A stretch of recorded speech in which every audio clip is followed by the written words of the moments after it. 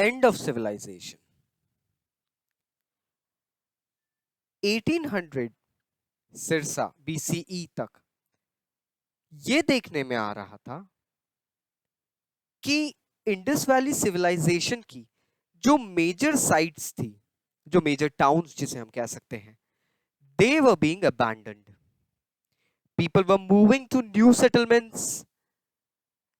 There were quite numerous reasons that are speculated, but कहीं ना कहीं ये देखने में आता है कि कुछ ना कुछ ऐसा हुआ जरूर था जिस कारण से ग्रेटर हड़प्पा और लेसर हड़प्पा इस सिविलाइजेशन के दो पार्ट्स देखने के लिए मिलते थे। हम देखते हैं कि ये जो नए सेटलमेंट्स जो बन रहे थे, यहां पे थोड़े स्मॉल स्ट्रक्चर्स उभर कर आए थे।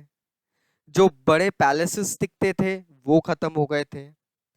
गुजरात, हरियाणा और वेस्टर्न यूपी साइड एक सिविलाइजेशन की मूव हो गई थी।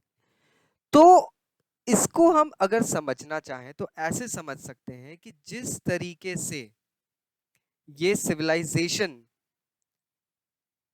शिफ्ट हो रहा था, कुछ ना कुछ ऐसी बात जरूर थी जो इसे मूव करने को बाध्य कर रही थी। 1900 बीसीई के बाद तो और ज्यादा चेंजेस दिखने के लिए मिले। जो लॉन्ग डिस्टेंस ट्रेड था उसके एविडेंसेस खत्म होने लगे। वेट, जो कि एक यूनानिमस वेट चलते थे पूरे सिविलाइजेशन में, वो single weight system was missing. Seals, writings ये धीरे धीरे डिसअपियर होने लगी। बड़े बड़े वास्ट ग्रेट बाथ जिसे हम कहते हैं, पैलेसेस बोलते हैं, सिटाडेल्स बोलते हैं, वो खत्म होके छोटे छोटे घर हमने देखने शुरू करे।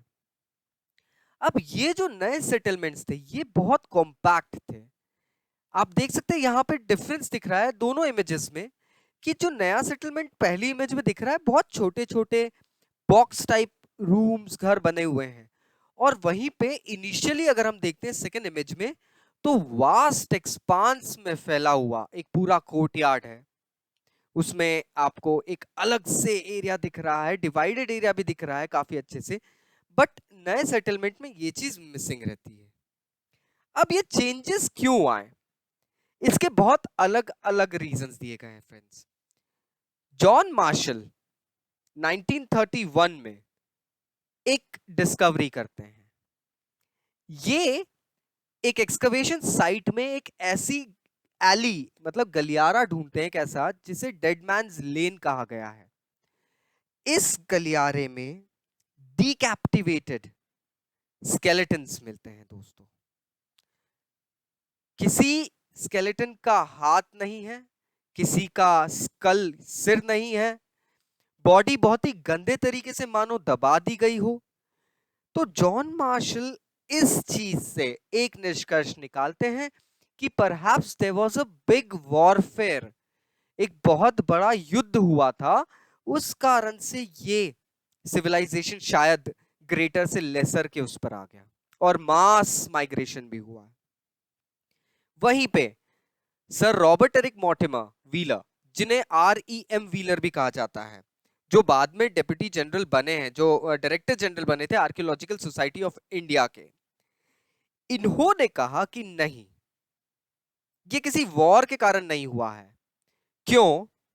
क्योंकि ये कुछ क्लाइमेटिक कंडीशंस हो सकती है जिसके कारण हुआ है। अब ये बुक्स में तो नहीं लिखा है दोस्तों, लेकिन कहीं ना कहीं स्पेकुलेटिव वे में अगर आप फैक्ट बॉक्स चेक करेंगे तो सरस्वती नामक एक रिवर हुआ करती थी। हम भारत की उत्पत्ति को जानते हैं कि 3 रिवर्स यहाँ पे काफी फेमस थी, गंगा, जमुना एंड सरस्वती। तो गंगा जमुना के बारे में हमें पता है, लेकिन सरस्वती रिवर के बारे में यहाँ पे मैं बताना चाहूंगा। इट इज एक्सपेक्टेड कि हड़प्पन सिविलाइजेशन, कह सकते हैं सिंधु घाटी सभ्यता जो थी, सरस्वती रिवर के आसपास like flourish हो रही थी। And when this river went into a total drought, so this civilization suddenly stopped getting the supplies. इस civilization को वहां से शिफ्ट होना पड़ा, और यही चीज REM व्हीलर बहुत क्लियरली बता रहे थे कि क्लाइमेटिक रीजंस बहुत सारे थे जिस कारण से ये माइग्रेशन हुआ है।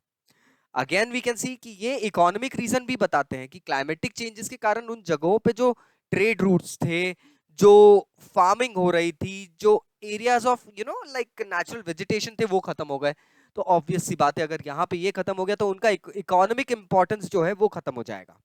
And for this very reason also he says that it all changed. हालांकि इसके बाद में जॉर्ज डॉयल भी आते हैं। जॉर्ज डॉयल्स ये कहते हैं, इन्होंने 1960s में अपनी एक अलग थ्योरी दी थी। इन्होंने कहा कि ऐसा कुछ नहीं था, कोई मास मर्डर नहीं था, कोई मास वॉरफेयर नहीं था, क्योंकि जो ग्रेव्स मिली है, जो एक्सकवेशंस हुई है, जो बॉडीज मिली है, जो स्केलेटन्स मिले हैं, उनके पास में आपको आर्मर या कोई वेपन का हिंट नहीं मिला है। So you can not go ahead and just say कि किसी वॉर के कारण ही होता है। And remember my friends, archaeologists basically previous search के ऊपर अपने तर्क देते हैं, ना कि हिस्ट्री के ऊपर। This is a very very deep point of archaeology that depends कि कोई आर्कियोलॉजिस्ट किसी पुराने आर्कियोलॉजिस्ट की स्टडी के ऊपर ही अपनी जांच शुरू करता है, प्रस्तावित करता है, ना कि from the base. So there are various speculations, my friends, about the end of the civilization. I hope now you got it. Still, अगर कोई doubts है तो नीचे comment box है, you can go ahead and comment on it. I'll be going ahead and replying you back as well. Thank you once again for staying there. Stay safe, stay inside. Take care. Bye bye. I'll meet you soon.